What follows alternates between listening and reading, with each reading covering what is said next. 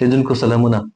زیاتره خلک د زړه حملې څخه ځورېږي او دوی ورسره څنګ کې قبضیت هم لري. په داسې حال کې چې د زړه حمله خپله یو خطرناکه حالت دی، ناروغي ده، او ورسره څنګ کې قبضیت هم که چېرته مل شي نو نور هم د اختلاطاتو د رامنځته کېدو باعث کېږي.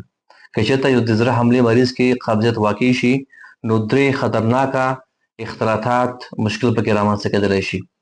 اول، ناڅاپي د زړه درېدل یا کارډیک اریسټ باعث کېدلی شي.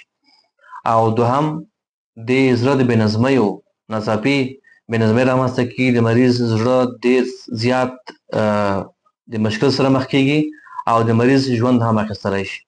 دریم مشکل چې رامنځته کېږي هغه انیوریزم دی.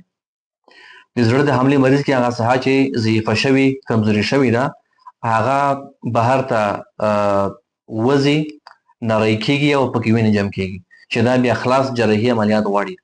نو هر هغه څوک چې زړه حملې مشکل پکې تېر شوی وي او یا یې خدای مه کړه برحال لري یا بستر دی، په دوی کې باید هم ډاکټران او هم خپله د مریض په وازنه هم مریض د قبض لپاره ډېر متوجه وي چې پکې قبضیت د زړه د بیا حملې واقع کېدو باعث کېدلی شي. ډېره مننه.